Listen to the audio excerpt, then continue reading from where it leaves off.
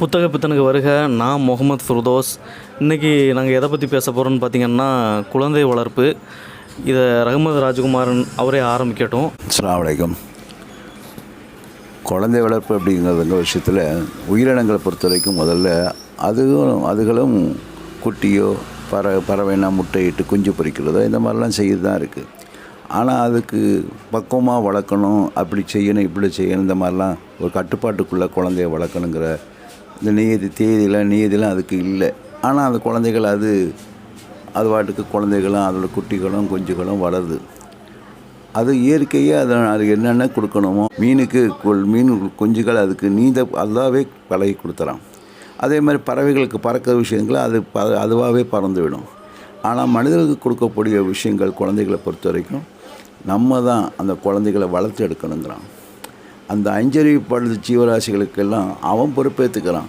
ஆனால் இதுக்கு நம்ம என்ன சொல்லலான்னா, நம்ம அந்த குழந்தைகளுக்கு அப்படியே வளர்ந்துருவாங்களா, இதில் நம்ம தான் பொறுப்பெடுக்கணும்னு சொல்லலான்னா, நமக்கு பல பொறுப்புகள் அது நம்மளுக்கு அமானிதமாக, இந்த குழந்தைகள் நமக்கு அமானிதமாக தான் கொடுக்கப்படுது. அப்போ அமானிதத்தை திருப்பி செலுத்துதில் அந்த குழந்தை நல்ல குழந்தைகளாக பிறந்து இறைவனை வணங்கி நமக்கு நல்ல செய்யக்கூடிய குழந்தைகளாக இருந்தால் அந்த அமானிதத்தை நம்ம அழகான முறையில் இறைவன்கிட்ட ஒப்படைக்கிற மாதிரி செய்கிறோம். இதில் குளறுபடிகள் இதில் நம்ம கண்டுக்காமல் அலட்சியமாக இருக்கும் பட்சத்தில் அந்த குழந்தைகளால் நன்மை விளைஞ்சிட்டா பரவாயில்லை, தீமை விளைஞ்சிட்டா அதுக்கு நாமளும் அதுக்கு பதில் சொல்ல வேண்டிய நிலைமை வந்துடுது. இவர் தீமைன்னு சொல்கிறீங்களா? இப்போது குழந்தை அறிஞ்சோ அறியாமலோ தீமைகளை பண்ணுறது கிடையாது. ஆனால் இது முழுக்க குழந்தைகள் சின்ன வயசில் பெற்றோர்களை தான் சார்ந்துருக்கு. அப்படி இருக்கும்போது நம்ம முதல்ல கற்றுக்கிற எல்லா விஷயமே பார்த்தோன்னா அப்பா அம்மாட்ட இருந்தால் கற்றுக்கிடுவோம், நல்லதோ கெட்டதோ. அதாவது அவங்க சொல்கிறத விட அவங்க என்ன செய்கிறாங்கங்கிறத நம்ம அதிகமாக பார்க்குறோம். அப்படி இருக்கும்போது அவங்க தீமையான குழந்தைகளை தீமை செய்வதில்லை. அவங்க வளர்ந்து நல்லவனாக இருந்துட்டா பரவாயில்ல, கொடியவனாக மாறிட்டா தான் பிரச்சனை. அப்போ அதனுடைய வளர்ப்பு சரியில்லைம்பாங்க. எப்படி குழந்தைய இப்படி வளர்த்தான், யார் தாவப்பான் அப்படிங்கிற விஷயத்தில் வரும். அதைத்தான் தீமைன்னு சொல்லுவோம். குழந்தைகள் எந்த குழந்தையும் நன்மை தீமை தெரியாமலே வளரும், அது பிரச்சனை இல்லை. வளர்ந்ததுக்கப்புறம் விதையில் என்ன போடுறோமோ அதுதான் முளைக்கும். அப்படின்னா இது முழுக்க பெற்றவங்களை சார்ந்து கண்டிப்பாக இருக்குது. அதை வளர்க்குற விஷயத்தில் இருக்குது. இப்போ 2 நபிமார்களை பொறுத்த வரைக்கும் குழந்தையே இல்லாமல் இருக்குது. இப்ராஹிம் அலைஹிஸ்ஸலாத்துக்கு குழந்தையே இல்லை. அல்லாஹ்ட்ட கேட்குறேன், யார் அப்போ எனக்கு நல்ல சந்ததியை கொடு, நல்ல அழகான குழந்தையை கொடு, நல்ல சந்ததியை கொடுன்னு கேட்குறாங்க. அது மாதிரி சக்ரியா அலைஹிஸ்ஸலாம் அப்படி தான் வயசான காலத்தில் 2 பேரும் வயதான காலத்தில் கேட்குறாங்க. அவங்களுக்கு 99 வயசில் சக்ரியா அலைஹிஸ்ஸலாம் எனக்கு நல்ல குழந்தையை கொடு, நல்ல சந்ததியை கொடுன்னு கேட்குறாங்க. இதில் பெரிய விஷயம், அவங்க 2 பேருக்கும் கொடுத்தான். அவங்க கேட்ட துவாவினால் அந்த 2 குழந்தையும் நபி ஆகிக்கிட்டான். இவங்க நபிமார்களாக இருந்தாங்க. அதே நேரத்தில் அந்த இப்ராஹிம் அலைஹிஸ்ஸலாமோட மகன் இஸ்மாயில் அலைஹிஸ்ஸலாம் அவங்களும் நபி ஆகிட்டாங்க. சக்ரியா அலைஹிஸ்ஸலாத்துடைய மகன் யஹ்யாவும் நபி ஆகிட்டாங்க. அப்போ குழந்தைய நம்ம கேட்கும்போது எப்படி கேட்கணும், சந்ததி கேட்கணுங்கிற விஷயத்தில் கவனம் செலுத்தி எதை மாதிரி கேட்கணும், என்னமோ நல்ல சாலிகான மக்களை கொடு, நல்ல அறிவுள்ள மக்களை கொடு, நல்லா இறைநேசலாக ஆக்கி வை அப்படிங்கிற மாதிரி துவாவோட குழந்தைகளை கேட்டாச்சுன்னா அதை மாதிரி உள்ள குழந்தைகள் அல்லாஹ் கொடுப்பான். இப்போ குழந்தைகளை பொறுத்த வரைக்கும் குழந்தைய பிறந்தாச்சுன்னா 7 வயசுல நம்ம அந்த குழந்தையோடு விளையாடணுங்கிறாங்க. அப்போ ஹதீஸ் படி என்ன சொல்கிறாங்க, குழந்தை பிறந்தாச்சுன்னா குழந்தையோட 7 வயசு வரைக்கும் அதோட நீங்கள் ஒன்றித்து வாழணும், ஒன்றித்து விளையாடணும். அடுத்த 7 வயசில் அடுத்தெல்லாம் 14 வயசு அதில் கல்வியை கற்றுக் கொடுத்துருங்க. கல்வியை கண்டிப்பாக நீங்கள் கொடுங்க. அதுக்கு அடுத்து ஒரு 7 வயசு, இப்போ 21 வயசு முடியும். அந்த 14 வயசுக்கு மேலே அவங்களோட இணக்கமாக இருங்க. இணக்கமாக இருக்குன்னா அவங்கள தன்னிச்சையாக முடிவெடுக்க. அப்போ நீங்கள் முதல்லையே குழந்தைய வளர்ப்பில் அதை கவனம் செலுத்தியிருந்தா அது மாதிரி கிடைக்கும். இப்போ இப்ராஹிம் அலைஹிஸ்ஸலாத்துடைய குழந்தை இஸ்மாயில் அலைஹிஸ்ஸலாம் அவங்கள வளர்ப்புனால அந்த இதை சொல்லி கொடுத்ததுனால அவங்க இறைவனுக்கு பயிரிட போகும்போது நான் பொறுமையாளராக இருப்பேன், நீங்கள் தாராளமாக செய்யலான்னு சொல்கிற அளவுக்கு ஒரு பக்குவம் கிடச்சிருக்கான். அவங்க வளர்ப்பை தான் பார்க்கணும். யஹ்யா அலைஹிஸ்ஸலாமும் அப்படி தான். யஹ்யா அலைஹிஸ்ஸலாத்துடைய விஷயத்தை பார்க்கும்போதும் குழந்தை பருவத்தில் அவங்க பேசின பேச்சுக்கெல்லாம் பார்க்கும்போது சக்ரியா அலைஹிஸ்ஸலாம் வளர்ப்பு தான். அப்போ எந்த குழந்தையும் நல்ல குழந்தை தான். அதில் நல்லவர்களாக வாழ்க்கிறதும் அதில் அவங்கள நல்ல இல்லாத சாதாரண ஒரு கெட்டவனாக வளர்கிறதும் தாய் தப்பனுடைய வளர்ச்சி தான். அதில் முக்கியமான விஷயம், தாய் தான் ரொம்ப பங்கு செலுத்த பாசத்தை காட்டி வளர்க்குவாங்க. ஒரு தகப்பன் அறிவை போட்டுற மாதிரி விஷயத்தை தான் இருக்கணும். அது ரொம்ப முக்கியம். அதே நேரத்தில் குழந்தை வயிற்றில் இருக்கும்போது தாய் செய்யக்கூடிய நல்ல விஷயங்களை உதாரணமாக நல்ல குழந்தை நிறைய குழந்தை வயிற்றில் இருக்கும்போது தாய் வந்து நிறைய குரான் ஓதுறது சில விஷயங்களை பற்றி கேட்கும்போது அந்த குழந்தை கேட்குதுங்கிறாங்க. அப்படிப்பட்ட பிறக்கக்கூடிய குழந்தைகள் ஈஸியாக இலகுவாக எதையும் மனப்பாடம் செஞ்சிடும். அதே நேரத்தில் குழந்தையினுடைய வளர்ப்பில் ஏதாவது பிறந்த குழந்தைக்கு ஏதாவது சின்ன ஒரு குறை இருந்ததுன்னா தாய் அதுக்காக ரொம்ப ரிஸ்க் எடுத்து அந்த குழந்தைய எப்படியா யாரெல்லாம் காப்பாற்றுங்குவாங்க. இப்போ புகாரி இமாம் ஹதீஸ் கலை எழுத புகாரி இமாமுக்கு சின்ன வயசில் கண் பார்வை இழந்துட்டாங்க. அவங்களுக்கு கண் பார்வை பாதிக்கப்பட்டிருக்க தெரிஞ்சோடனே அவங்களோட மன்றாடி ரொம்ப அல்லாட்ட கேட்கும்போது அல்லாஹ் சுப்ஹானஹு வ தஆலா கண் பார்வையை மீட்டி கொடுத்ததாக சொல்லப்படுது. அப்போ அவங்க மீட்டுக்கு அதுக்கப்புறம் அவங்க ஹதீஸ் கலையில் அவங்க மிகப்பெரிய தாக்கத்தை ஏற்படுத்துறது குழந்தை வளர்ப்பு தான். எல்லா வழிமார்களுடைய எல்லா நபிமார்களுடைய எல்லா வழிமார்களுடைய தாயாரும் தன்னுடைய குழந்தைகளை மிகப்பெரிய இறைநேசல ஆக்கணுங்கிறதுல மிகப்பெரிய ஒரு ஒத்துழைப்பும் அவங்களுக்கு பங்களிப்பும் செஞ்சதுனால தான் இன்னும் நிறைய விஷயங்கள் நிறைய குழந்தைகளோட நிறைய வழிமார்களுடைய தாயை பார்க்குறாங்கன்னு அவங்க தாயார்கள் செய்த தியாகம் மிகப்பெரியது, அளப்பரிய விஷயம். அதனால் நம்ம குழந்தை உண்டாய் பெறுறது விஷயத்தை அல்லாட்ட கேட்டு குழந்தையை பெற்றாலும் அதை வளர்ப்பு விஷயத்தில் மிகப்பெரிய கவனம் செலுத்தணுங்கிறது தான் முக்கியம். அதாவது இப்போது குழந்தை வளர்ப்பில் வந்து பெற்றவங்களோட பங்கு ரொம்ப முக்கியம்னு சொல்கிறீங்களா? அது ஏற்புடையது தான். ஏன்னா இப்போது ஒரு குழந்தை வளரும்போது சின்ன குழந்தையாக இருக்கும்போது அது தவழுறது, அது பேசுகிறதுக்கு கொஞ்சம் கொஞ்சமாக பேச கற்றுக்கிடும், அதுக்கப்புறம் நடக்க கற்றுக்கிடும். அப்போ நம்ம எல்லாருமே அதை பாராட்டுவோம். வா அப்படி பேசு அப்படி நட அப்படின்ட்டு. நம்ம எந்த இடத்துலையுமே அந்த குழந்தைய திட்டுறதே கிடையாது. நீ ஏன் இப்படி விழுற, எஞ்சி நடக்க மாட்டியா அப்படின்னு நம்ம எதுவுமே சொல்கிறது கிடையாது. ஆனால் அந்த 7வது வயசு வரும்போது தான் நம்ம வந்து ரொம்ப மாறிடுமோன்னு தோணுது. நம்ம சரியான பாராட்டை கொடுக்குறதே கிடையாது. இப்போ குழந்தைங்க விளையாடும், அந்த விளையாட்டு சாமானை பூரா வீடு ஃபுல்லாக நிரப்பி வச்சுருப்போம். அது ஒரு சாமானத்துக்கு உள்ளே போடுன்னு சொல்லும்போது ஒரு 10 சாமானை போட்டிருக்கும், இது 5 சாமான் அப்படியே கிடக்கும். அதை பார்த்துட்டு நம்ம வந்து இதையும் இன்னும் போடலைன்னு சொல்லி கண்டிப்போம். அந்த சின்ன வயசில் இருக்கிற பாராட்டு வயசு ஏற ஏற ஏற நம்ம வந்து அந்த பாராட்டை கொடுக்கறது கிடையாதோ அப்படிங்கிறதும் தோணுது. ஏன்னா பாராட்டுங்கிறது ரொம்ப முக்கியமான விஷயம். ஒரு பையன் ஜெயிக்கிறத நம்ம பாராட்டுறமோ இல்லையோ, அவன் தோல்வி அடையும் போது அதை மட்டம் தட்டாமையாவது இருக்கணும். சரி, இந்த வாட்டி தோத்துட்டு அடுத்த வாட்டி முயற்சி பண்ணு அப்படின்னு சொல்கிறது. இதெல்லாம் நம்ம மெயினாக பண்ண மாட்டிருக்கோமோன்னு தோணுது. சின்ன குழந்தைகளுக்கும் பொறுத்து சொல்லும் பொழுது விளையாட்டுத்தனமாக அவங்க சில குழந்தைகள் இருக்கும்போது பொம்மைகளை வச்சு விளையாடுவாங்க. ஐசநாயத்தை பொறுத்த வரைக்கும் அவங்க சில பொம்மைகளை வச்சு விளையாடிட்டு இருக்கும். நபி ஸல்லல்லாஹு அலைஹி வஸல்லம் வந்த உடனே அவங்க கூட விளையாடின தோழிகள்லாம் உள்ளே போயிடுவாங்க. நபி ஸல்லல்லாஹு அலைஹி வஸல்லம் அவங்கள கூப்பிட்டு வந்து அவங்களோட சேர்த்து விளையாட சொல்லுவாங்க. அதை மாதிரி அவங்க எடுத்து வளர்த்த அனஸ் ரலியல்லாஹு அன்ஹு அவங்கள்ட்ட ஒரு விஷயத்தை சொல்லி விடுவாங்க. நீங்கள் போய் அந்த ஒரு விஷயத்தை செய்து சொல்லி அனுப்பி வைப்பாங்க. அந்த முஆவியா ரலியல்லாஹு அவங்க போய் கூட்டு வாம்பாங்க. இவங்க போகும்போது அங்கே சின்ன குழந்தைகள்லாம் விளையாடிட்டு இருக்கும்போது இவங்களும் சின்ன குழந்தை தானே அனஸ் ரலியல்லாஹு, அந்த குழந்தைகளோட அந்த விளையாட்டு சிறுவர்களோடு சேர்ந்து இவங்களும் விளையாடிடுவாங்க. நபி ஸல்லல்லாஹு அலைஹி வஸல்லம் என்னோட போனால் அனஸை காணாமன்னு சொல்லிட்டு பின்னாடி வருவாங்க. வந்த உடனே அவங்கள கட்டி பிடிக்கிற மாதிரி பின்னோட தலையோடு சேர்த்து பிடிச்சி, என்ன அனஸ் நீ நான் சொன்ன வேலை செய்யலைங்க, யாரை சொல்லலாம் இப்போ போய்கிட்டே இருக்கேன் அப்படிம்பாங்க. அப்போ அந்த பண்பு அவங்க கண்டிக்கலாம் இல்லை. நபி ஸல்லல்லாஹு அலைஹி வஸல்லம் கண்டிக்கலைன்னு சொல்லலை, கொடுத்த வேலை ஏன் செய்யலைன்னு கேட்கல. எல்லாருமே அனஸே என்ன செஞ்சிட்ருக்கேங்க, யாரை சொல்லலாம் நான் போயிட்டு தான் இருக்கேங்கிறாங்க. அப்போது இந்த பண்பு அந்த குழந்தை அனஸ் ரலியல்லாஹு சொன்ன அந்த குழந்தையோட விளையாடுறத அதை வந்து ஏன் அப்படி செஞ்சேன்னு சொல்லலை. அது அவங்களோட இயல்பு அப்படி தான். சிறுவர்களுடைய இயல்பு மற்ற குழந்தைகளை பார்த்து அவங்களோட சேர்ந்து விளையாடுறது தான். அவங்க வந்த காரியத்தை எடுத்த காரியத்தை மறந்துடுவாங்க. நம்ம கடைக்கு சில குழந்தைகளை அனுப்பி வைப்போம். அந்த குழந்தை கடைக்கு போகும்போது அந்த பையன் போவான், கடையில் போய் ஏதோ சின்ன சாமானை வாங்க சொல்லியிருப்போம். அவன் அந்த குழந்தையில பார்த்து அந்த குழந்தையோட நிங்கிள் ஆகிடுவான். அப்புறம் வந்து அவனை பிடிச்சி கடுமையாக ஏசுறது, என்ன நான் சொன்ன வேலை செய்யலையே, அப்படி செய்யலையே. இது இல்லை, நபி ஸல்லல்லாஹு அலைஹி வஸல்லம் அப்படி செய்யலை. அது வந்து அவங்களோட இயல்புகளை நீங்கள் முதல்ல விளங்கிக்கணும். அவங்க குழந்தைகளை பார்த்தாச்சுன்னா அவங்களோட விளையாடிடுவாங்க. அப்போ அவங்கள திரும்ப ரெண்டு பேர் சரி இப்போ போய் செய்துட்டு பார்ப்போம், அப்போ அவங்க போவாங்க. அப்போ அந்த குழந்தைக்கு மனசு 2 விஷயம் அதில் பதிஞ்சிடும். ஒன்று வந்து கண்டிக்கலை மட்டும் இல்லை, ரெண்டாவது என்ன விஷயம்னா நம்மளை அரவணைச்சு போயிட்டாங்கன்னு தெரியும். அதை நம்மளும் அவங்கள்ட்ட கற்றுக்கிட்ட விஷயம் அதுதான். அது மாதிரி நபி ஸல்லல்லாஹு அலைஹி வஸல்லம் அவங்களுடைய பேர குழந்தை ஹசன் ரலியல்லாஹு அன்ஹுட்ட சொல்லி கொடுக்குறாங்க, எனக்கு துவா கற்றுக் கொடுங்க. அவங்க துவா ஒன்று கற்றுக் கொடுக்குறாங்க. அந்த துவா குன்னூத்தில் ஓதக்கூடிய துவா, அதை அவங்க மறக்காமல் நமக்கு சொன்னாங்க. இன்றைக்கி நம்ம குன்னூத்தில் ஓதக்கூடிய அந்த துவா சிறுவராக இருக்கும்போது ஹசன் ரலியல்லாஹு கற்றுக்கிட்ட துவாவை தான் நமக்கு சொல்லி கொடுக்குறாங்க. அப்போ எங்கேருந்து அங்கே வருதோ அந்த விஷயம் கற்றுக்கிட்ட விஷயம் நமக்கு தெரியுது. அதே மாதிரி ஒவ்வொரு விஷயத்தை எடுத்துக்கிட்டாலுமே அந்த குழந்தைகளுக்கு சொன்னது, அந்த குழந்தை நமக்கு சொன்ன விஷயம் இவங்க அசண்டலில் தினமும் நமக்கு சொல்ல போய் கிடைச்ச மிகப்பெரிய ஒரு பாக்கியம் கிடைச்சதுனானா, அவங்க எப்படி கேட்கணும் கேட்டதுனால நபிசல்லாசன் சொன்னதுனால அது மூலம் நமக்கு கிடச்சிருக்கு. இந்த மாதிரி நிறைய விஷயங்கள் நம்ம குழந்தைக்கு ஏதோ விஷயம் சொன்னோன்னா அது பின்னால் பிரதிபலிக்கும். நல்ல விஷயங்கள் நல்ல சமுதாயத்துக்கோ ஒரு ஒரு ஒரு ஒரு சந்ததிக்கோ ஒரு நல்ல விஷயத்தை ஏற்படுத்துங்கிறதுனால குழந்தைக்கு சொல்லிக் கொடுக்குற நல்ல விஷயங்களை சொல்லிக் கொடுக்கணுங்கிறத சொல்கிறாங்க.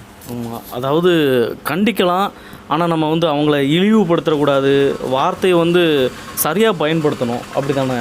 ஆமாம், கண்டிப்பாக.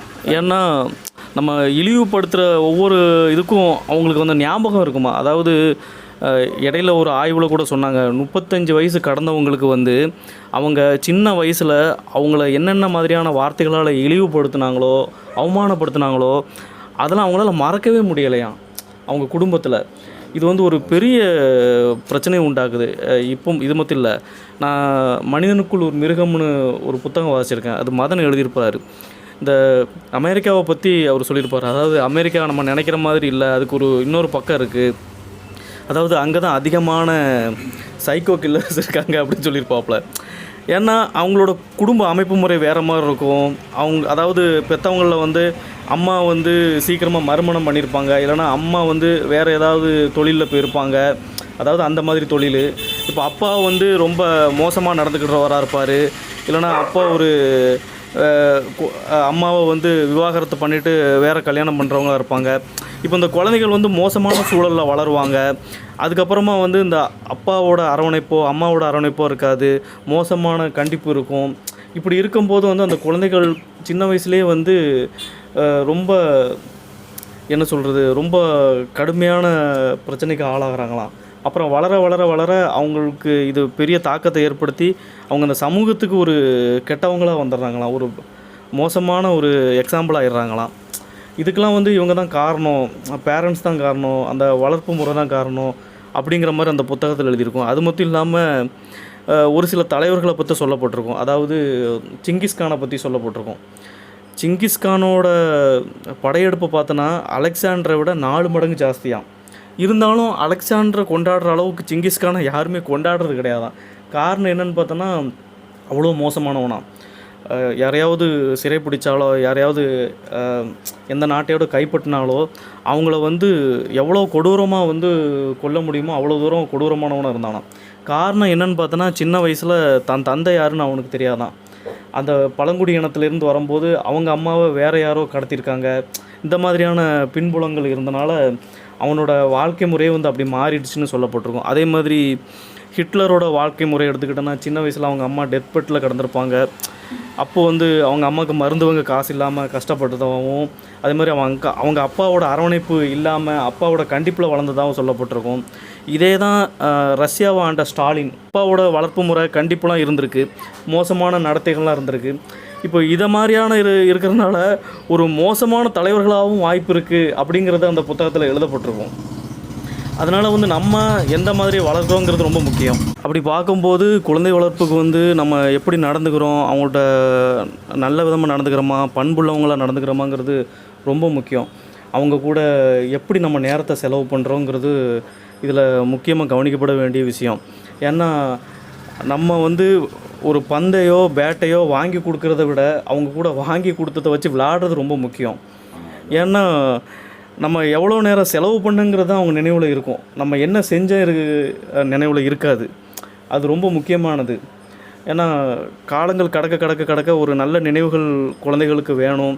என் அப்பா எனக்காக இருந்தார், எங்கள் அம்மா எனக்காக இருந்தாங்க, எனக்காக எல்லாமே செஞ்சாங்க, எல்லா பணியோடையுமே செஞ்சாங்க. நம்மலாம் பார்க்குறோம், நம்ம குழந்தையாக பிறக்கிறோம், நம்மளை உடனே 10 மாதம் நம்மளை அரவணைச்சி நமக்கு குளிப்பாட்டி நமக்கு என்னென்ன பணிவிடைகள் செய்யணுமோ அதெல்லாம் செஞ்சு நம்ம ஸ்கூல் போகும்போது டிஃபனை கட்டி விடுறதுலேருந்து எல்லாமே பண்ணுறாங்க. இருந்தாலும் இதெல்லாம் ஓரளவு தான் நினைவு இருக்கும். ஆனால் மோசமான கண்டிப்புலாம் வந்துடுச்சுன்னா இந்த நினைவுகள்லாம் அழிஞ்சு போயிடும். இதை தொடர்ந்து அவங்க செய்யும் போதோ அன்பாக வழி நடத்தும் போதோ அவங்களுக்குன்னு பிரத்யேகமாக நேரத்தை செலவு பண்ணும் போதோ நமக்காக இவங்க செலவு பண்ணாங்க, நம்மளுக்கு நல்லது கெட்டதில் நம்ம கூட இருந்தாங்கங்கிறது இருக்கும் தெரியுமா. அது கடைசியில் ஒரு நல்ல தலைவராகவும் ஆக்கும், அடுத்த ஒரு அமைப்பு முறை, குடும்ப அமைப்பு முறை வரும்போது அவங்களோட குழந்தைகளை பார்க்கும்போதோ வளர்க்கும் போதோ அவங்க அதெல்லாம் செய்வாங்க. இதை தான் நபி லுக்மான் அலைஹிஸ்ஸலாம் தன்னுடைய மகனுக்கு சொல்லக்கூடிய கருத்துக்களை குர்ஆனிலே அல்லாஹ் பதிவு செய்கிறான். நீங்கள் எனக்கு பிறகு எப்படி நீங்கள் நடந்துக்கணுங்கிற விஷயத்தில் லுக்மான் அலைஹிஸ்ஸலாம் சொல்லி கொடுக்குறாங்க மக்களுக்கு. தொழுகையை நீங்கள் கடைப்பிடித்து தொழணும், இந்த மாதிரி சில விஷயங்கள்லாம் நல்ல உபதேசங்கள் செய்கிறாங்க. அது குர்ஆனில் அவங்க செஞ்ச உபதேசத்தை அல்லாஹ் சுப்ஹானஹு குர்ஆனில் பதிய வைக்கிறான். அப்போ இது ஒரு கல்லை கவனிக்கணும். என்ன விஷயம்னா, ஒரு நபி தன்னுடைய மக்களுக்கு சொன்ன விஷயத்தை நமக்கு தெரியப்படுத்துகிறான்னா நம்ம அந்த குழந்தைகளுக்கு எப்படி சொல்லணுங்கிற விஷயத்தை அதுலேருந்து பாடத்தை எடுத்துக்கணும். அது மாதிரி ஷாது பனி வக்காஸ் அலியல்லாஹு தன்னுடைய பிள்ளைகளுக்கு எல்லாமே துவாவை கற்றுக் கொடுக்குறாங்க. நபி ஸல்லல்லாஹு அலைஹி வஸல்லம் தாங்க கேட்டுக்கிட்ட துவாவை எப்படி அந்த துவாவை கேட்கணுங்கிறத கேட்டுட்டு அது தன்னுடைய மக்களுக்கு சொல்லி கொடுக்குறாங்க. இந்த மாதிரி துவா கேட்கணும், இந்த மாதிரிலாம் செய்யணும், நமக்கு என்னென்ன விஷயத்தை அல்லாஹ்ட எப்படி கேட்கணுங்கிற விஷயத்தை அவங்க சொல்லி கொடுக்குறாங்க. அப்போ நம்ம நல்ல அறிவுரைகள் சொல்கிறதும் நல்ல விஷயங்களை சொல்கிறதும் நமக்கு முன்னோர்கள், நம்மளுக்கு இஸ்லாத்தினோட அடிப்படையில் சார்ந்த முன்னோர்கள் லுக்மான் அலைஹிஸ்ஸலாம் இருந்தாலும் சரி, சஹாபியாக இருந்தாலும் சரி, அவங்களும் தன்னுடைய மக்களுக்கு எப்படி சொல்லி கொடுக்குறாங்க தான் முக்கியம். அதே மாதிரி குழந்தை வளர்ப்பு சொல்லும்போது ஹோஸ்னாய் மைதூன் துக்காச்சிராணி சின்ன வயசாக இருக்கும்போது பாக்தாத்துக்கான தாயாரை அனுப்பி வைக்கிறாங்க. அனுப்பி வைக்கும்போது சொல்லக்கூடிய வார்த்தை அதுதான், உண்மை தான் பேசணும் அப்படின்னு.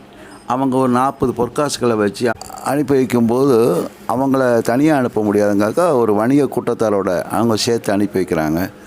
மார்க்க கல்வி கற்பிக்கிறதுக்காக சின்ன வயசுலேயே மார்க்க கல்வி கற்கணுங்கிறதுக்காக அவங்க பாக்தாத் வரைக்கும் போகிறாங்கன்னா அது பாருங்கள், அப்போ எவ்வளோ முக்கியத்துவம் கொடுத்துருக்காங்க தாய் மார்க்க கல்விக்காக. அதை நம்ம கவனத்தில் எடுத்துக்கணும். அந்த குழந்தைய வந்து அந்த கொள்ளைக்கூட்டத்துக்காரங்க அந்த கூட்டத்தை அந்த வணிக வியாபாரி கூட்டத்தை சூழ்ந்துறாங்க. அப்புறம் அவங்கள்ட்ட இருந்து எல்லாம் கொள்ளையடிக்கிறாங்க பொருட்களை. அப்போ இவங்க ஒரு ஓரமாக எடுத்துருக்காங்க. இவங்க சிறு பையனாக இருக்கனால இவங்களை யாருமே அந்த கொள்ளைக்கூட்டத்துக்காரங்க கண்டுக்கலை. ஆனால் ஒரே ஒருத்தன் மட்டும் வந்து பார்த்து அவங்கள கூர்ந்து பார்க்கும்போது என்னிடமும் காசு இருக்குது, தங்க காசுகள் இருக்குது. அவன் முதல்ல அசால்ட்டாக நினைக்கிறான். அதன் பிறகு அவன் சட்டை பாக்கெட்டில் இருந்து பார்க்கும்போது 40 பொற்காசுகளை கையில் எடுத்து கொடுக்கும்போது அவங்க ஆச்சரியப்படுறானா. அதோடு அவங்கள கேட்கும்போது என் தாயார் என்கிட்ட உண்மையை தான் பேச சொல்லியிருக்கிறாங்கன்னு அந்த சொன்ன வார்த்தையினுடைய அழுத்தம் அவங்களுக்கு ஒரு மனசில் ஒரு பெரிய ஒரு மாற்றத்தை ஏற்படுத்துது. அந்த கொள்ளைக்காரர்களும் அவங்க திருடர்களும் அவங்க இஸ்லாத்துக்கு வந்ததாக சொல்லப்படுது. அது பெரிய அவருடைய அந்த கொள்ளைக்காரர் மிகப்பெரிய வடிவுள்ள ஆனதாக வரலாறு இருக்குது. இடத்துல சொல்ல வேண்டியது என்னடா, இப்போ இந்த காலகட்டத்தில் எப்படிடா நீ சாமர்த்தியமாக நடந்துக்க அப்படின்னு தான் சொல்கிறாங்க. அதாவது இப்போது ஏதாவது ஒரு ரோட்டு ஓட்டையாக இருந்தாலோ கிழிஞ்சிருந்தாலோ இதை சாமர்த்தியமாக நீ எப்படியாவது கொடுத்துட்டு வந்துடு, அதை வாங்கிட்டு வந்துன்னா நீ ஏன் இப்படி ஏமாந்துட்ட, நீ ஏன் இப்படி இழிச்ச வேடாக இருக்க அப்படின்னு சொல்கிறாங்க. தவிர அந்த அறம்னா என்னங்கிறத வந்து தெளிவாக பேரண்ட்ஸ் சொல்ல மாட்டிருக்காங்க. நீ நேர்மையாக நடந்துக்கோ, அறமாக நடந்துக்கோ, இது நியாயம் இல்லைன்னு அந்த இடத்துல சொல்லப்பாரு, அந்த இடத்துல வளைஞ்சு நெளிஞ்சு வந்துடாத அப்படிங்கிறத சொல்ல மாட்டேங்காங்க. ஏன்னா நேர்மைங்கிறது அதானே, எனக்கு இது நியாயமாக படலை, இது எனக்கு இப்போ ஒரு இடத்துல நம்ம வேலை பார்க்குற மாதிரி இருந்தால் கூட நான் பார்த்துருக்கேன், எனக்கு இது நியாயமாக இருந்தால் நான் அதை பண்ணுவேன், நியாயம் இல்லாட்டா அதை பண்ண மாட்டேன். ஏன்னா வாழ்க்கை ஒரு வாட்டி தான். அந்த இடத்துல வளைஞ்சு கொடுத்தோ நெளிஞ்சு கொடுத்தோ போனோன்னா கடைசியாக நம்ம என்ன மாதிரியான வாழ்க்கையை வாழ்கிறோங்கிற எனக்கு சந்தேகம் கூட வரும். ஏன்னா நம்ம படிச்சுக்கிட்டே இருக்கும்போது வந்து அந்த மாதிரி தான் வாழணும்னு ஆசைப்படுவோம். அதாவது ஜெயகாந்தன் ஒரு இடத்துல சொல்லுவாப்புல, அவரோட புத்தகத்தில் சொல்லும்போது, எனக்கு வளைஞ்சு கொடுந்து நெளிஞ்சுலாம் போக வேண்டிய அவசியமே கிடையாது, முதுகெலும்பு இல்லாதவன் தான் அதெல்லாம் பண்ணுவான், எனக்கு திறன் இருக்குது, என்கிட்ட அறிவு இருக்குது, அதை நீ ஏற்றுக்கிட்டாடா போ, நான் வேறு பக்கம் போய்க்கிறேன் அப்படின்னு சொல்லுவார். அந்த மாதிரி நம்மள்கிட்ட திறமை இருக்குது, இது இருக்குது, நம்ம நியாயமாக நடந்துக்கணும், அவ்வளோதான். அதில் வந்துக்கிட்டு இப்படி கூனி குறுகியோ இல்லைனா இப்படி வளைஞ்சு கொடுத்தோ வந்து போகிறது இதோ வேலைங்கிறது வந்து அவங்க வந்து நமக்கு போடுற தானமோ பிச்சையோ கிடையாது. நம்மளோட அறிவுக்கோ இல்லைனா நமக்கு உழைப்போ கொடுக்கறதுக்கு தான் அவங்க வேலை. அந்த வேலையில் சில பேர் அந்த மாதிரி வளைஞ்சு கொடுத்து போகிறாங்க. அதாவது இது எல்லா இடத்துலையுமே நடக்குது, வேலையில் மட்டும் இல்லை. நம்ம சின்ன வயசுலேயே வந்து குழந்தைங்களை வளர்க்கும் போதே வந்து நீ இப்படி நடந்துக்கோ, சாமர்த்தியமாக நடந்துக்கோ, புத்திசாலியாக இருந்துக்கோ அப்படின்னு சொல்லி வளர்க்குறாங்க. ஆனால் அந்த இடத்துல ஒரு அறம் காணாமல் போதோங்கிற மாதிரி தோணுது. ஒரு நேர்மையோ இதெல்லாம் காணாமல் போதோ அப்படிங்கிறது தோணுது. இப்போது அதை பற்றி தான் சொல்லிகிட்ருக்கேண்ணா. அதாவது உண்மை என்றைக்குமே அது பொய்த்து போகாது. ஹக்காக தான் இருக்கும். ஹக்கை சொல்லி குழந்தைய வளர்க்குற விஷயத்தில் நம்ம ஹக்காக இருக்கணுங்கிறது தான் முக்கியம். அதை குழந்தைகளுக்கு தெரியப்படுத்தும் போது அது செயல்முறை விளக்கத்தோடு அந்த குழந்தைய கற்றுக்கிறாங்க. நம்ம ஹக்காக இருக்கிறன்னு வாயால் மட்டும் நம்ம வாழ்ந்து காட்டுறது தான் முக்கியம். அதுதான் அவங்களுக்கு அந்த குழந்தைகளுக்கு அது போய் அவங்களுக்கு மனசில் ஆழமாக பதிஞ்சது. அவங்க நடவடிக்கையும் அவங்களோட வாழ்க்கை முறையும் மாறி போகுது. நல்ல அழகான முறையில் மாறியாது. அதனால் நம்ம தாய் தந்தையர் குழந்தைய வளர்க்கும் போதும் நல்லது சொல்லணும், நல்லது செய்து காட்டணும், நல்லது மாதிரி வாழ்ந்தும் காட்டணும். அப்படி காட்டும்போது பின்னால் உள்ளவங்களுக்கு அந்த அந்த அவங்களுடைய சந்ததிக்கு அது போய் சேரும். அது மாதிரி எந்த ஒரு குழந்தையும் நல்லா வளர்த்தா தான் அந்த குழந்தைய பின்னால் அவங்க சோனத்துக்கு போகும்போது அந்த குழந்தை நல்ல சாட்சி சொல்லும். எனக்கு என் தாய் இந்த அப்பனை இப்படி என்னை வளர்த்தாங்க கொள்ளாங்கன்னு சொல்லும். அப்போ நமக்கு பின்னால் உள்ள ஃபீட்பேக் நம்மளுடைய பின்னாடி ஒரு காலத்தில் குழந்தைய தான் நல்ல சாட்சி சொல்லுதுங்களானா அப்போ அந்த குழந்தைய நம்ம எந்த அளவுக்கு வளர்த்துருக்கணும், அதுதான் முக்கியம். நம்ம குழந்தை வளர்ப்பில் முக்கியம்னா அல்லாஹ்வை சாட்சி வைத்தான் வளர்க்குறோம். அவன் கொடுத்த அம்மானியத்தை அவனை கொடுக்கும்போது நல்லபடியாக கொடுக்கணும்னு நினைக்கிறோம். இதில் நம்ம எந்த அளவுக்கு முக்கியத்துவம் கொடுக்குறோமோ அந்த அளவுக்கு குழந்தை பிற்காலத்தில் இம்மைக்கு மட்டும் இல்லை மறுமைக்கும் கேட்கும், நமக்காக துவா கேட்கும். நம்மளுடைய காலத்துக்கு பிறகு நமக்காக துவா செய்யக்கூடிய நல்ல குழந்தை தான் அல்லாஹ் சொல்கிறோம். அந்த நபி ஸல்லல்லாஹு அலைஹி வஸல்லம் ஹதீஸில் 3 விஷயத்தையும் சொல்கிறாங்க. நல்ல அமல்கள் அது எப்போவும் நிலச்சிருக்கும், மரணத்துக்கு அப்புறம் நிலச்சிருக்கும். அப்போது உங்களுக்காக செய்யக்கூடிய நல்லா துவா செய்யக்கூடிய நல்ல குழந்தைகள் இந்த மாதிரி சொல்லும்போது அந்த குழந்தைகளை குறிப்பிடுறாங்க. உங்களுக்காக துவா செய்யக்கூடிய குழந்தையை நீங்கள் வளர்த்துக்கங்க, நீங்கள் அந்த மாதிரி வளர்த்து எடுங்கிறாங்க. அதனால் துனியா கூட முடிஞ்சு போகிறது கிடையாது குழந்தை வளர்ப்புங்கிறது. அந்த குழந்தை நல்ல குழந்தையாக இருந்தால் நம்மளுடைய மரணத்துக்கு பின்னும் அந்த குழந்தை நமக்காக துவா செய்யுங்கிறத ஒரு நினைப்போடு அந்த குழந்தைய வளர்த்திங்கன்னா அது நிச்சய பலன் இம்மையிலையும் கிடைக்கும் மறுமையிலையும் கிடைக்குங்கிறதா விஷயம். என்னென்னா குழந்தை வளர்ப்புன்னு சொல்லும்போது இதில் அதிகமாக பார்த்தோன்னா பெற்றோர்கள் தான் வளரணுமோங்கிறது தோணுது. ஏன்னா இல்லை நம்ம எப்படி நடந்துக்கிறோங்கிறது இருக்குல்ல. இப்போது என் பையன்ட்டு நான் நேரம் தவறாமையே கடைப்பிடிப்பேன். நான் இத்தனை மணிக்கு வந்துடுவேன்னா அத்தனை மணிக்கு வருவேன். ஏன்னா 1 நிமிஷம் இல்லை 2 நிமிஷம் முன்ன பின்ன இருக்கும். 9 மணினா 9 மணி தான் என்னை பொறுத்த வரைக்கும், 9:30 கிடையாது. நம்ம ஊரில் ஒரு வழக்கம் இருக்குல்ல, 5 நிமிஷங்கிறது அரை மணி நேரத்துக்கு சமங்கிறது. அந்த மாதிரி அதே மாதிரி என்னால் இதை முடியாது, ஐ காண்ட் அஃபோர்ட் திஸ், எனக்கு என்னால் இதை வாங்கி தர முடியாதுன்னு சொல்லிடுவேன். என்னால் முடியும்னு சொல்லிடுவேன். உன்னை கூட்டு போக முடியும்னு சொல்லிடுவேன். அந்த நேர்மையான விஷயங்களை ஃபாலோ பண்ணிகிட்டே இருப்பேன். அந்த பங்க்சுவல் தான் ரொம்ப முக்கியம் இந்த காலகட்டத்தில். அதாவது ஒரு இடத்துல நீ 9 மணிக்கு வரணும்னா 9 மணிக்கு வந்துடணும். அந்த பங்க்சுவலை நம்ம அதிகமாக ஃபாலோ பண்ணணும். அதே மாதிரி வார்த்தைகளை நேர்மை இருக்கிற மாதிரி நம்ம நடத்தைகள்லேயும் நிறைய விஷயங்கள் இருக்கணும். அதாவது நம்ம மற்றவங்களை எப்படி நடத்துகிறோங்கிறதுல இருக்கணும். சில இடத்துலலாம் பார்த்தோன்னா நீ அந்த பையன் கூட சேராத, அவன் உருப்படாதவன், அவன் ஒன்றுக்காகாதவன் அப்படிங்கிற மாதிரி இப்போ வார்த்தை விடுவாங்க. ஒரு 7 வயசு 8 வயசு குழந்தைக்கு எப்படி உருப்படாதவன் ஒன்றுக்காகாதவங்கிறத எப்படி அவங்க எதை வச்சு அவங்க கணிக்கிறாங்கன்னு சொல்ல முடியாது. பிள்ளைகளோட நடவடிக்கை நட்புங்கிறது எல்லாரு கூடயுமே கலந்துருக்கணும், எல்லா சமூகத்தோடையும் கலந்துருக்கணும், எல்லா பசங்களோடையும் இருக்கணும். அப்படி இருந்தால் தான் நல்லது கெட்டது எல்லாமே தெரியும். நீ அவங்க கூட தான் வளரணும், இவங்க கூட தான் வளரணும், அவனை வீட்டுக்குள்ளே விடக்கூடாது அப்படிங்கிறத நம்ம வைக்க ஆரம்பிச்சிட்டோன்னா அதுவே ஒரு தவறான முன்னுதாரணமாயிரும். அந்த பையன் அந்த இடத்துலையே ஏற்றத்தாழ்வை கற்றுக்கிடுவான், அந்த ஒரு சில படிநிலையை கற்றுக்கிடுவான். நான் ஊருக்குள்ளேயே நிறைய இடத்துல பார்க்குறேன், வீட்டுக்குள்ளே விடக்கூடாது, அவனையே விடுற, இவனையே வைக்கிற, அந்த பையன் நீட்டான பையன் கிடையாது அப்படிங்கிற மாதிரி சொல்கிறத. இதெல்லாம் தவிர்க்கிறது நல்லதுன்னு நான் நினைக்கிறேன். ஏன்னா குழந்தைகளுக்கு நல்ல விஷயத்த சொல்லிக் கொடுக்கணும், அந்த பையனும் நல்லா இருக்கான் இப்படிங்கிறத சொல்லிக் கொடுக்கணும். அதே மாதிரி சில விஷயத்த பகிர்ந்து உண்றது, பகிர்ந்து ஷேர் பண்ணுற விஷயங்கள்லாம் சொல்லிக் கொடுக்கணும். அதை சொல்லிக் கொடுக்குறதே கிடையாது. நீ 2 வச்சிருக்கியா, 1 அவன்கிட்ட கொடுத்துரு, 4 வச்சிருக்கியா ஷேர் பண்ணி சாப்பிடு அப்படிங்கும்போது அந்த இடத்துல ஒரு டீம் ஒர்க் உருவாகும். இது காலப்போக்கில் நிறைய விஷயத்த அவனுக்கு கற்றுக் கொடுக்கும். அதே மாதிரி சின்ன சின்ன பழக்க வழக்கம் நம்ம பண்ணுவோம். இப்போது நான் வீட்டில் எனக்கு சின்ன வயசில் பார்த்தோன்னா எங்கள் அம்மாவோ சரி, வீட்டில் வேறு யாராக இருந்தாலும் சரி, ஒரு ஃபேன் ஓடிட்டுருக்குன்னா அவங்க கிளம்பி போகிறாங்கன்னா அந்த ஃபேனை ஆஃப் பண்ணிடுவாங்க, ஒரு லைட் ஆஃப் பண்ணிடுவாங்க, அது ஓட விட மாட்டாங்க. அந்த பழக்கம் எனக்கும் வந்துருச்சு. நான் போகும்போது நீ அணைச்சிட்டு போ, ஃபேனை ஓடிட்டு போ, சும்மா ஏன் ஓடுது, சும்மா ஏன் லைட் எரியுது அப்படின்னு கேட்கும்போது அது ஒரு சாதாரண விஷயம் கிடையாது. எலக்ட்ரிசிட்டி பில்லுங்கிறது மோசமானது. ஆனால் அந்த பழக்க வழக்கம் எனக்கும் வந்துருச்சு. அந்த லைட் அணைக்கிறது, ஃபேனை நிறுத்துறது, இந்த மாதிரியான நல்ல பழக்கங்கிறது உருவாகிட்டு. பழக்கங்கிறது பார்த்தோன்னா இப்போ அவங்கள்ட்ட இருந்து தான் கற்றுக்குறோம். அதே மாதிரி ஒழுக்கத்தையும் அவங்கள்ட்ட இருந்து தான் கற்றுக்குறோம். ஒழுக்கங்கிறது எப்படி நடந்துக்கணும், எவ்வளோ நேர்மையாக இருக்கணும், வாக்கை சரியாக நம்ம காப்பாற்றுறோமா, கொடுத்த பணத்தை திருப்பி கொடுக்குறோமா, அதே மாதிரி எல்லாத்தையும் விட முக்கியம் மனிதர்கள் தான், பணங்கிறது கிடையாது. ஏன்னா இப்போது நிறைய பேரண்ட்ஸ் வந்து செல்வங்களை அதிகமாக சேர்க்குறாங்க, வருங்காலத்தில் என் பையன் வந்து எந்த கஷ்டமாக பற்றக்கூடாது அப்படின்ட்டு. ஆனால் அவங்களுக்கு முக்கியமானது என்ன கொடுக்கணும்னா அறிவை தான் கொடுக்கணும். அதை கொடுக்காம அதை கொடுக்காம போயிடுறாங்க. ஆனால் இந்த செல்வங்கிறது வந்து உடனே வந்து சுக்குநூறாக போயிடுது, காணாமல் போயிடுது. அதை வந்து ரொம்ப முக்கியமாக கொடுக்கணும்னு நான் எதிர்பார்க்குறேன். நல்ல ஒழுக்கத்தையும் செல்வத்தையும், அதாவது அந்த பிள்ளைகளுக்கு நல்ல ஒழுக்கத்தையும் நல்ல செல்வத்தையும் கொடுக்கறது மட்டும் இல்லை, நல்ல ஒழுக்கத்தையும் சேர்த்து கொடுத்தா அவன் செல்வத்தையும் காப்பாற்றிடுவான், தன்னையும் காப்பாற்றிக்கிடுவான். குழந்தைகளுக்கு சொல்லக்கூடிய நல்ல ஒழுக்கத்தை முதல்ல சொல்லணும். அதை பணத்தை சேர்த்து செல்வத்தை சேர்த்து சொத்து சேர்த்து கொடுக்குறத காட்டிலும் அதெல்லாம் நினச்சி நிற்குமாங்க சொல்ல முடியாது. ஆனால் நல்ல ஒழுக்கம் அது இம்மையிலையும் காட்டும், நம்ம அருமையிலையும் வேறு இருக்கும். நல்ல ஒழுக்கங்கள் அவனுடைய வாழ்வாதாரத்துக்குள்ளான எல்லா செல்வத்தையும், அவனுக்கு தேவையான செல்வத்தை அவன் சேர்த்துக்கிடுவான். அதனால் நம்ம கொடுக்க வேண்டியது செல்வத்தை காட்டிலும், செல்வத்தை கொடுக்கக்கூடாதுன்னு இல்லை, செல்வத்தை கொடுக்கலாம், செல்வமோ சொத்தோ சுகத்தையும் கொடுக்கறது தப்பு இல்லை. ஆனால் அதையெல்லாம் காட்டிலும் ஒழுக்கம்தான் முக்கியம். அந்த ஒழுக்கத்தை நீ கற்றுக் கொடுத்துட்டிங்கன்னா அந்த குழந்தைகளுக்கு அது தன்னையும் தன்னுடைய பின்னால் உள்ள சந்ததியும் அது நல்லா வைக்கணும். அது உங்களுக்கும் உங்களுடைய வறுமை வாழ்வுக்கும் அது மிகப்பெரிய பயனாக இருக்குங்கிறது தான் என்னுடைய கருத்து. அஸ்ஸலாமு அலைக்கும்.